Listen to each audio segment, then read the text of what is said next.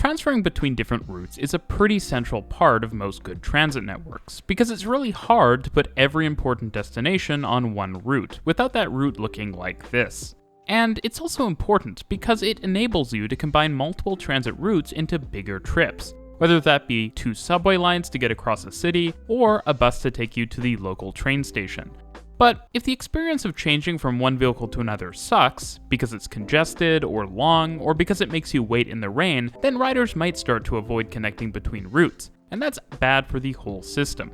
Because of this, all manner of crazy designs have come up around the world to make transferring more convenient, from cross-platform to specially designed busways and all manner of other things.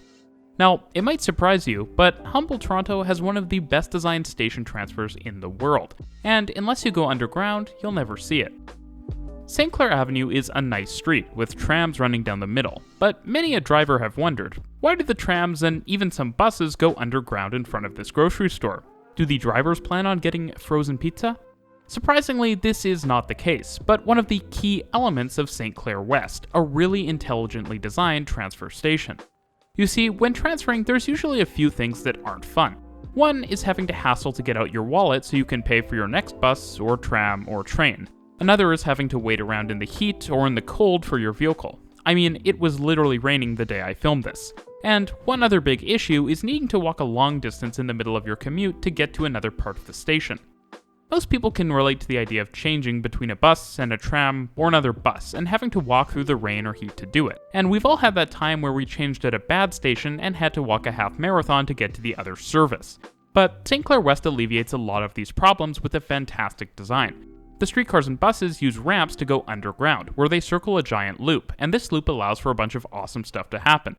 For one, passengers can change from a bus to a streetcar or vice versa by making the short walk across the island. No stairs or ramps needed. This type of seamless transfer makes transit more useful and easier for everyone. And the streetcars, despite using the same loop of track around the island, use a series of switches to access 2 separate platforms. That way you know where to wait, depending on if you're headed east or west on St. Clair Avenue.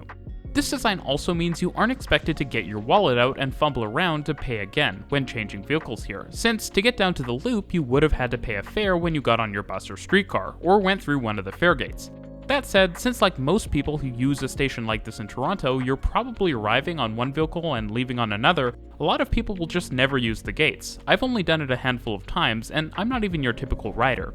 Of course, since the loop is underground, you're out of the elements, so when it's raining or cold and snowy outside, you can wait here without getting soaked. Which means that while you might have to make the final leg of your trip from your bus or tram stop to home or work through the rain or snow on foot, you'll at least be dry and comfortable during your whole commute.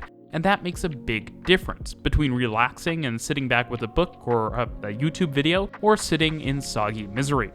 Things get even better though. Go down the stairs or escalators in the middle of the island and you pop out right above the subway platforms, meaning you can easily grab a train headed north or south here. Better yet, as with all other transit here, you don't need to go through a line of gates to change between one line and another, or between a train and a bus or a streetcar. It's a sort of respect for transit users that I really appreciate. And the subway platforms have also been used super functionally. Because the subway trains are long, the subway platforms are also long, and that means there's entrances at either end of the platform. That means that even if you never use the subway, but live at the north side of the station, you can use the platforms as nice weather-protected indoor walkways. Now, the station isn't perfect. It's great to make groceries transit accessible. Seriously, food deserts are a huge problem, look them up.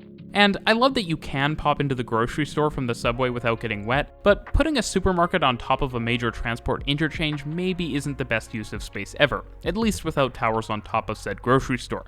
But there is at least lots of high-density development all around.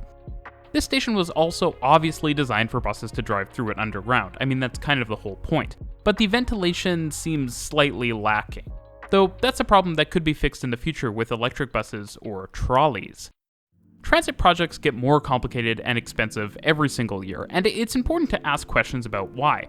Are we getting better transit because we're spending more money, or is it all a plot by NIMBYs to keep transit and transit riders below ground and out of sight? A station like St. Clair West definitely isn't cheap, and it also isn't perfect, but it's delightful to use, and that's how public transit should be.